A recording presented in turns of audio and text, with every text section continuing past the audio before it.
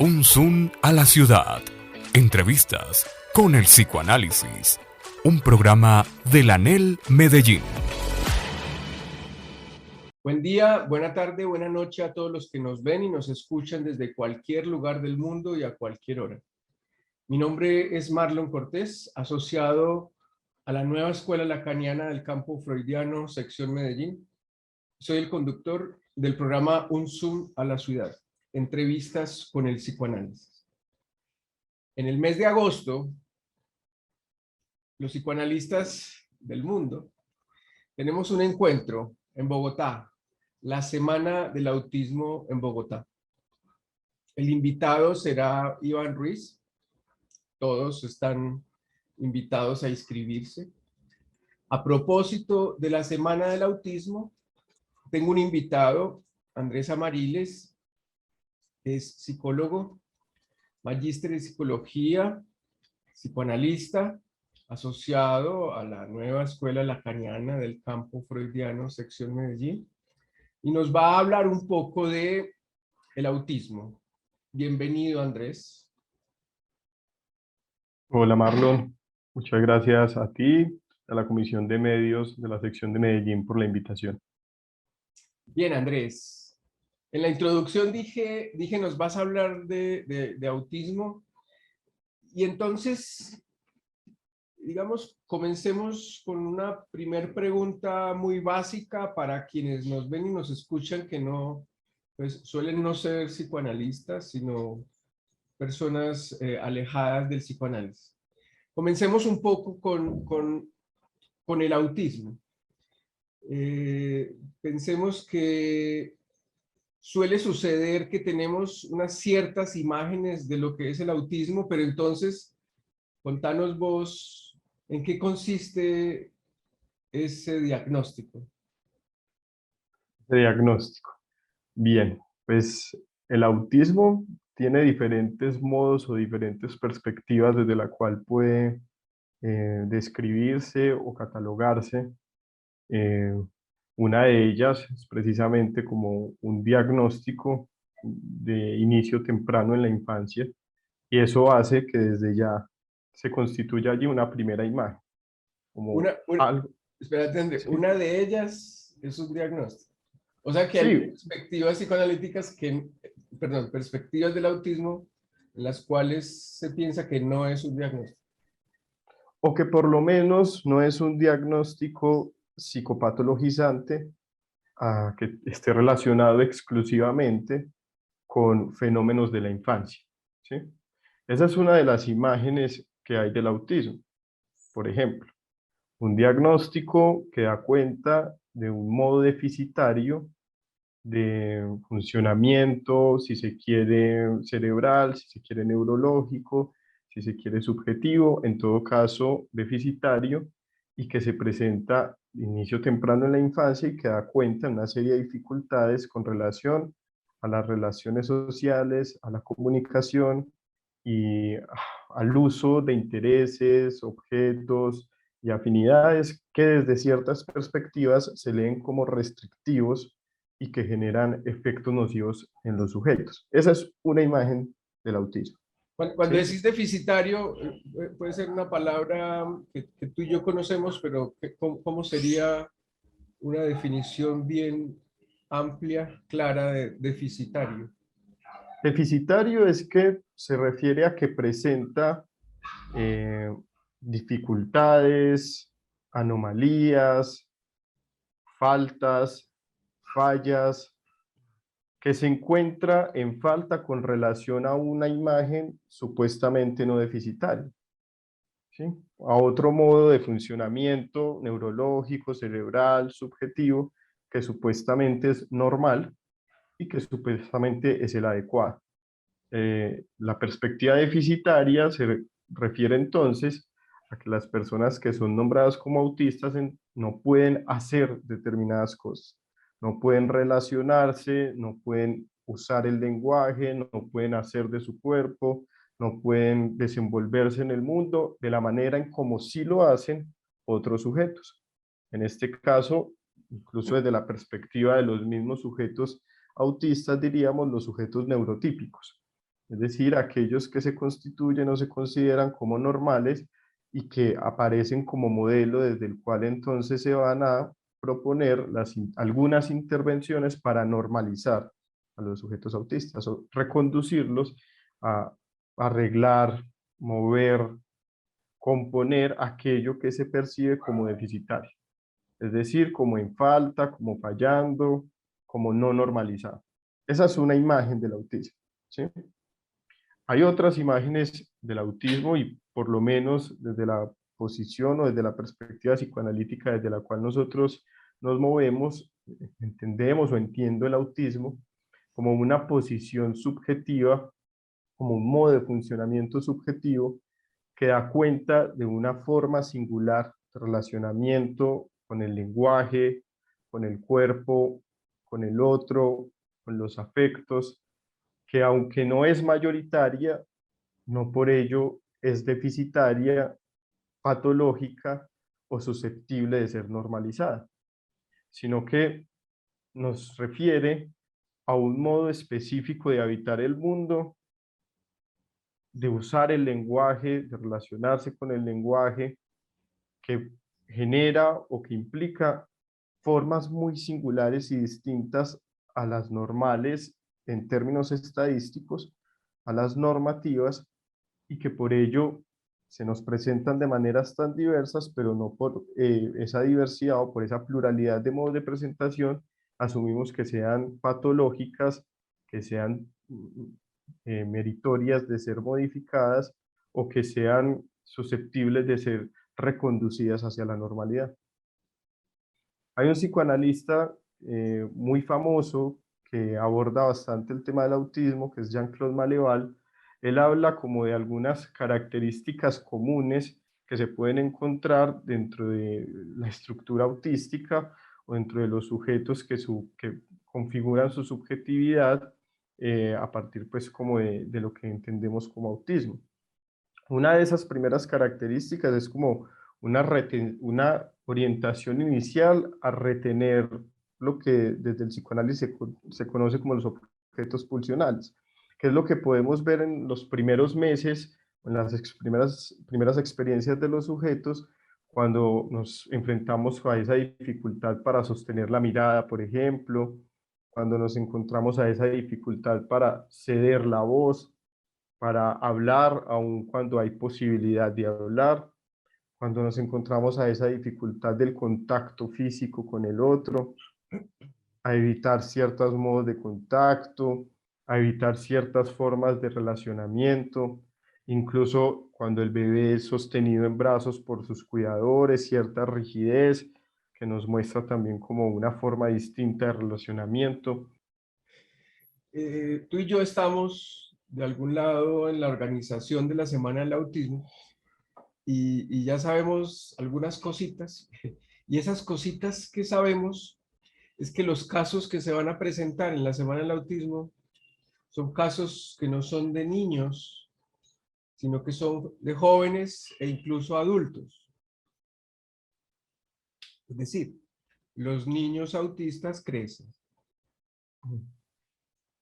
¿Cómo has visto de cómo se las arreglan los autistas en la adultez?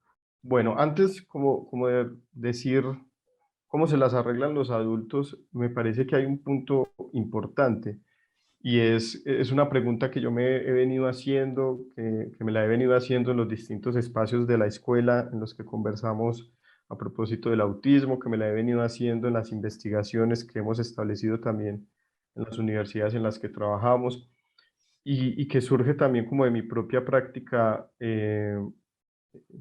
clínica. En el sentido es, ¿por qué cuesta tanto en algunas ocasiones, en algunos contextos, tener una imagen del autismo que no sea la imagen del niño autista? ¿Sí?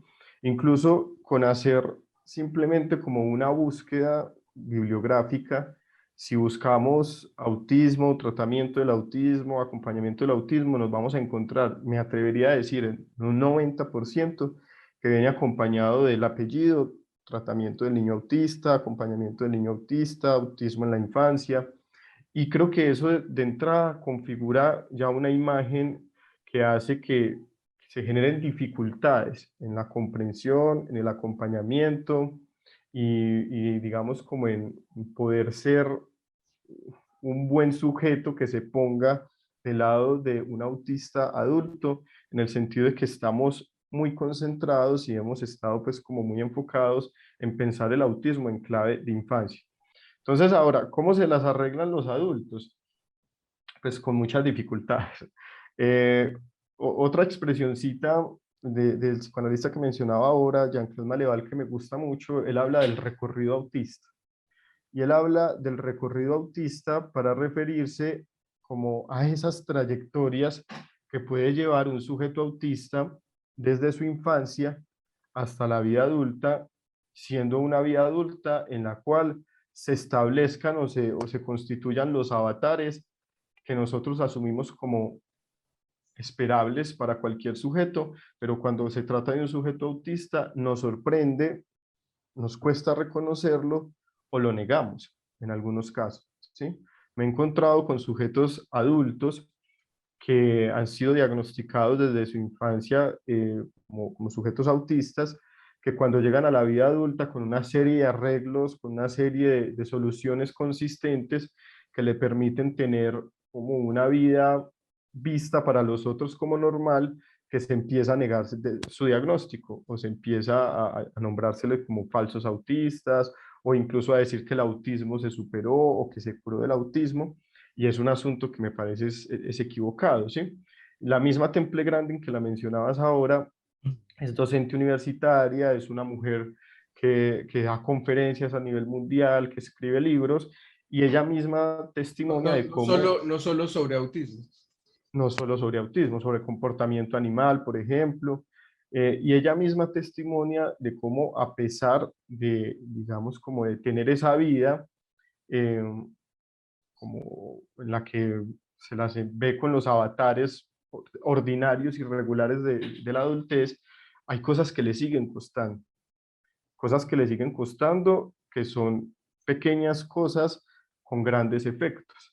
Y ella dice, por ejemplo, yo vengo, doy una conferencia, estoy acá, hablo, pero al final cuando vienes a hacerme preguntas todavía me cuesta entender muchas de las cosas que me dices. Me cuesta el doble sentido. Estamos en un grupo y hacen un chiste y aún hoy ese chiste no me hace sentido, me lo tienen que explicar. Entonces yo creería que son esas trayectorias, cómo se las arreglan los adultos autistas a partir como de la delimitación de su trayectoria singular, de su propio recorrido, y que creo que ahí se juega como una dupla importante para que sean posibles esos arreglos para esos sujetos, y es esa dupla entre invenciones y encuentros, ¿sí? Los sujetos autistas son muy trabajadores, desde muy pequeños están trabajando para arreglárselas con lo insoportable del mundo, para arreglárselas con un mundo capacitista, con un mundo neurocentrado.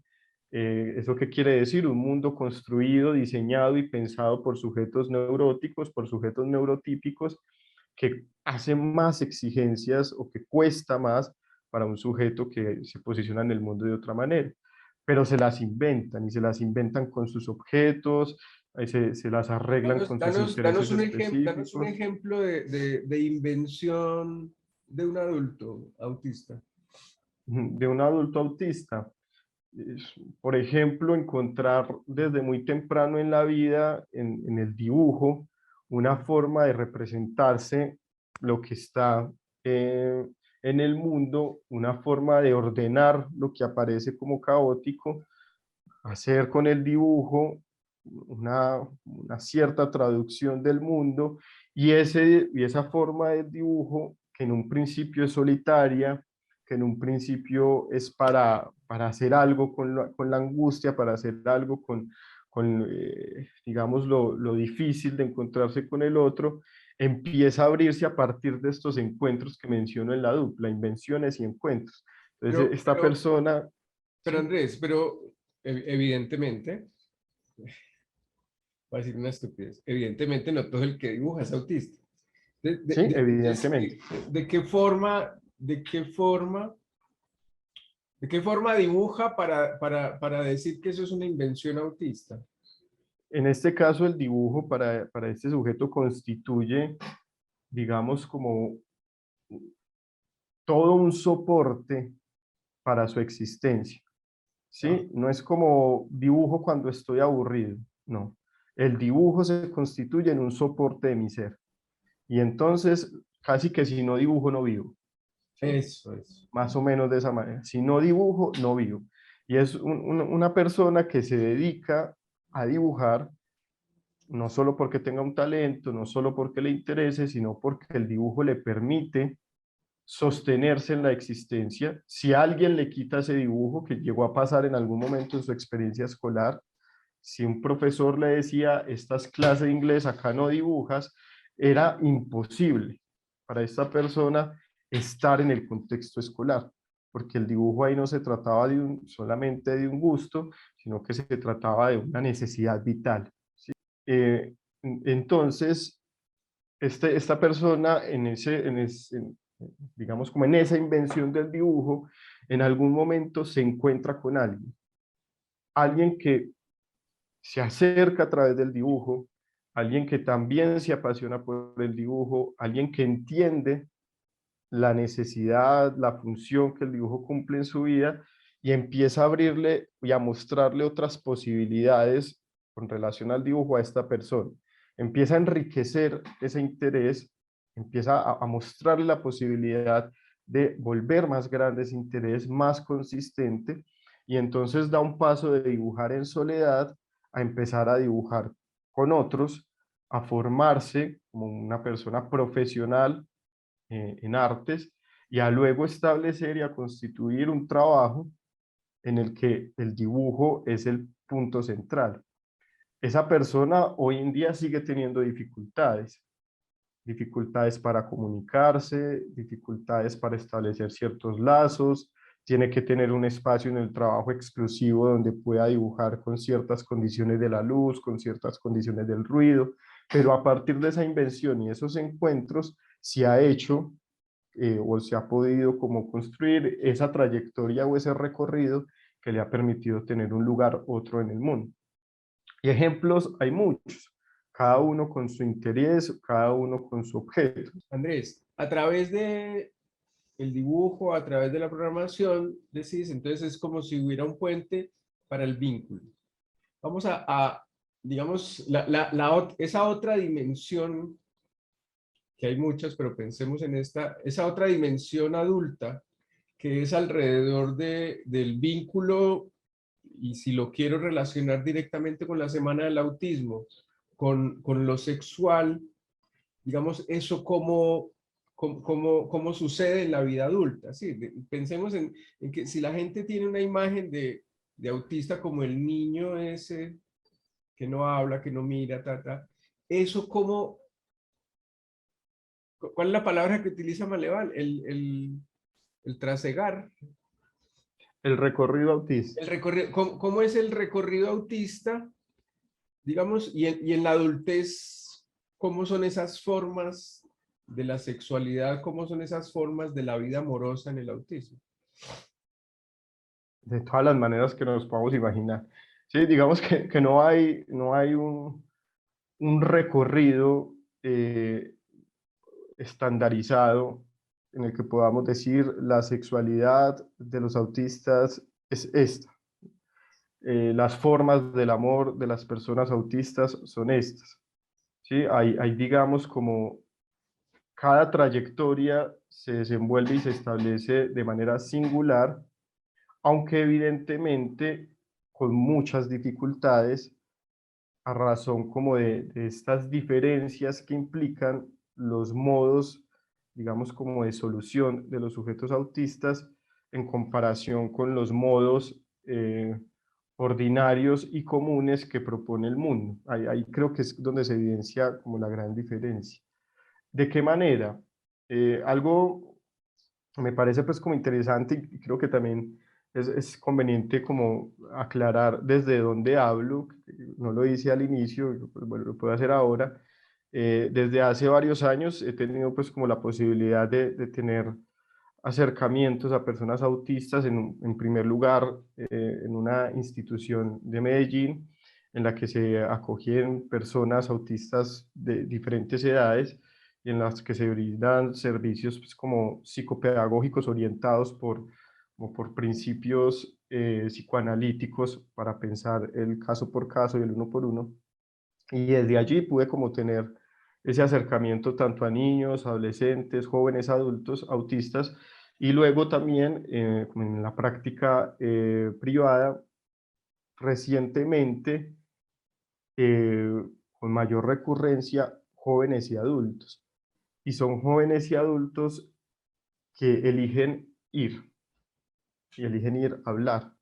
Y esa es una gran diferencia, porque normalmente en la imagen que tenemos también del autismo del sujeto, del niño institucionalizado, pues es un niño que es llevado, que es puesto allí por sus papás, y algo se hace con estos niños que son llevados para que consientan estar en la institución.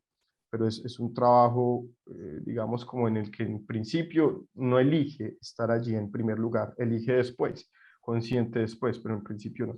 En este caso de los jóvenes y adultos autistas que van a hablar, ahí me parece particular que elijan ir a hablar, y es porque se introduce, y esto como para responder esta pregunta de las trayectorias del amor y la sexualidad, porque puede uno preguntarse a quién le hablan, ¿sí? ¿Por qué eligen ir a hablar y por qué muchos se sostienen y se quedan hablando? Y es que no le hablan a cualquiera. Cuando escuchamos la trayectoria y los recorridos de estos sujetos autistas adultos, uno se encuentra con que han insistido mucho en distintos procesos y han estado en un lado y en otro, y no han tenido las mejores experiencias en el acompañamiento terapéutico clínico, porque en muchos casos se han encontrado con personas o con posiciones desde las cuales no se quiere escucharlos, sino observarlos para normalizarlos, observar lo que no anda bien, observar lo que no se parece a lo que debería ser un sujeto normal, y entonces emprenden diferentes tipos de prácticas y de procesos para dirigir hacia allá a los sujetos. Y los sujetos autistas pues no quieren eso, no quieren ser normalizados, en tanto la normalización implica una, una orientación porque dejen de ser lo que son, una orientación por curarlos de sí mismos, y eso es imposible y además es violento. Entonces, cuando se encuentran con una posición prudente, que escucha y que se deja orientar, entonces hablan, y me parece que hablan, o por lo menos en mi experiencia, ¿de qué me hablan? Pues hablan como de varias cosas que yo puedo resumir como en tres, y ahí en una de ellas está lo que me preguntas de la sexualidad del amor. En principio, me parece que hablan de las exigencias del mundo, que ellos nombran un mundo neurotípico y que les exige todo el tiempo no que se incluyan, sino que se inserten a condición de, que se inserten a condición de que miren a los ojos, que se inserten a condición de que no hagan estereotipias, que se inserten a condición de que se rían de los chistes, que se inserten a condición de que quieran conversar todo el tiempo. Y algunos lo hacen y produce un agotamiento impresionante, un agotamiento emocional, un agotamiento físico, y entonces hablan de eso. Y hablando de eso, logran construir soluciones singulares para poder habitar el mundo que evidentemente, lastimosamente, inevitablemente es construido a partir de otro tipo de exigencias, a partir de otro tipo de normas capacitistas, neurocéntricas, como las queramos nombrar, pero ya no cediendo en todo, sino de alguna manera como reivindicando sus soluciones singulares insertos en ese mundo. Un segundo tema, un segundo gran tema del cual por lo menos he podido escuchar es con relación al cuerpo. Y al cuerpo enfrentado precisamente a este mundo y ese cuerpo que aún en la vida adulta sigue generando preguntas, sigue presentando dificultades y Andrés, sigue Andrés, siendo enigmático. cuando has nombrado la palabra dificultad en varios momentos de la entrevista, yo quisiera como entender que para todo sujeto hay dificultades para arreglárselas en el mundo, ¿cierto? Sí, Lo que pasa, hay hay una gran diferencia con los autistas es en relación a que el mundo está hecho para lo neurotípico y no para el funcionamiento autista. exacto. Y entonces, Se digamos, acentúa esa dificultad. exacto, la dificultad para vivir, que es propia de todo sujeto, digamos, se acrecienta con el contexto, ¿cierto? Se acrecienta. De hecho, hay perspectivas sociológicas que hablan de que la discapacidad es, es, es más en el encuentro con la sociedad que del sujeto mismo. ¿Qué decís De vos de eso? acuerdo. Cómo ves ese punto?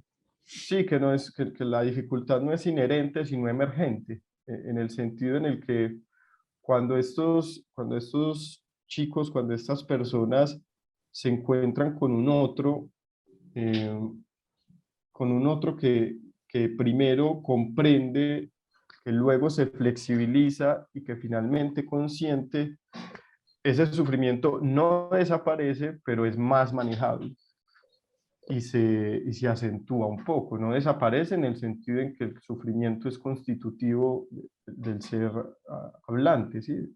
El ser humano que está atravesado por el lenguaje y tocado por el lenguaje. Siempre hay sufrimiento, pero el sufrimiento del sujeto autista puede aumentarse exponencialmente cuando se encuentra con un otro que no consiente, con un otro que no comprende, con un otro que no se flexibiliza y que todo lo contrario hace demandas que no tienen en cuenta la singularidad de su modo de funcionamiento, lo propio de su modo de funcionamiento. Entonces, decía que con respecto al cuerpo, por ejemplo, entonces la dificultad de hacer vivir el tiempo en el cuerpo, eh, de poder ir a la universidad y entender los tiempos de la universidad, que ya no son los mismos del colegio, y llegar temprano y poder estar el tiempo que se requiere, vivir el tiempo en el cuerpo, o el cuerpo en contacto con los otros, tener que usar el metro y lo insoportable que se vuelve, el roce del cuerpo del otro, el sonidito que nos avisa que ya hay que entrar, que ya hay que salir. Como que hay arreglos con respecto a otras cosas en la vida, pero en algunos de ellos el cuerpo sigue siendo un punto importante de urgencia que vienen a hablarlo en el dispositivo clínico. Y uno tercero, y ahí anudo con el cuerpo y la pregunta que hiciste, que tal vez me fui lejos, pero es para volver a ella, es la soledad. Y a mí es un tema que me ha venido interesando bastante. eh, digamos que desde Kanner hay una posición a pensar el autista como deseante de soledad, como un sujeto que busca constantemente la soledad. Y me encuentro escuchando a sujetos autistas jóvenes y adultos que en efecto en su vida ha habido una soledad, pero no es una soledad elegida, sino una soledad impuesta. Impuesta por algo que subjetivamente ellos no pueden, digamos, como eh, simplemente desechar o simplemente desentenderse de ello. Es una soledad impuesta, eh, pero de la cual buscan de alguna manera mm, salir. Impuesta también por el contexto, ¿o no? Pues el contexto ayuda en el sentido en el que las formas en las que se pide o las que se demanda que el sujeto autista se vincule, haga lazo, pues son los modos neurotípicamente establecidos. ¿Sí? Y esos modos, para muchos de ellos, resultan, si no ilógicos, insoportables. ¿Sí? Pero entonces me refiero a que es una soledad no elegida, sino impuesta, y lo que aparece en muchos de ellos, yo diría, pues, en los que he escuchado, es un querer salir de esa soledad, no de cualquier manera, y no es posible salir de esa soledad de cualquier manera. Ahí es donde empiezan a aparecer como encuentros, encuentros que son bien particulares y que son encuentros en los que cuando suceden, suceden porque hay un otro que está dispuesto a escuchar, a leer y a consentir a eso tan singular que propone el sujeto autista para poder encontrarse con otro. Ok, Andrés, yo creo que ya vamos finalizando. Yo te pediría una respuesta corta alrededor de el autismo en la adultez. Digamos, ¿qué podríamos como decir así de manera muy concreta para aprender alrededor del autismo en la adultez? Pues lo que yo diría es que si pensamos que hay un niño autista en una institución, si pensamos que hay un niño autista en un colegio, si pensamos que hay un niño autista en el consultorio, es más que evidente que va a haber un adulto autista. Y eso es evidente, pero a veces parece que se nos olvida. Y que ese adulto autista va a establecer un recorrido, va a definir unas trayectorias. Y creo que hoy es importante empezar a hacer evidente esas imágenes del autismo en las cuales se nos sea posible ver al estudiante universitario autista, al compañero de trabajo autista, al profesor autista, El esposo autista. al esposo autista, al médico autista, que está enfrentándose a la vida con la dificultad inherente de existir, pero además sumado a la dificultad grande de tener que enmascarar, que es una palabra que ellos me han enseñado, enmascarar su existencia para parecer normal y ser reconocido, porque parece que nos cuesta reconocer esas otras formas de vida que llegan a la adultez que están por fuera de la idea de lo normal. Cuando un sujeto autista adulto elige dejar de enmascarar, que es una palabra que me han enseñado ellos y que significa como asumir semblantes de sujeto neurótico o neurotípico, actuar. Una persona me decía alguna vez que un autista es quitarle la U y ponerle la R, artista, porque es un artista del teatro cuando llega a la vida adulta, porque le toca actuar todo el tiempo para que sea reconocido y validado. Y cuando ellos eligen dejar de actuar, de enmascarar, y asumen la posición de su solución singular, y el mundo posibilita, le da lugar a esa solución singular, el sufrimiento disminuye significativamente. Entonces sería un poco como esa invitación a pensar quienes acompañamos sujetos autistas, qué imágenes del autismo tenemos que nos imposibilitan ver las realidades del autismo, las trayectorias del autismo y los recorridos del autismo en la vida adulta. Una buena forma de hacerlo es leer a los autistas, escuchar a los autistas. Hay muchos testimonios de personas autistas adultas que incluso nos muestran cómo su infancia fue esta infancia de la imagen del autismo que muchos de nosotros tenemos, pero que a partir de sus invenciones y los encuentros que han tenido ha tomado otros recorridos. Seguirlos en redes sociales, hay una gran generosidad por parte de ellos en contar sus experiencias, en hablarnos a los profesionales, en advertirnos lo que tal vez estemos haciendo de manera violenta y escucharlos. Creo que es lo fundamental. Ok, muchas gracias, Andrés. No queda sino invitarlos a todos a la 9ª semana del autismo en Bogotá, en la semana del 18 al 22 de agosto. Allá los estamos esperando por nuestras redes de la sección Medellín. Estamos continuamente ofreciendo el link para la inscripción. Muchas gracias, Andrés. Muchas gracias, Manuel.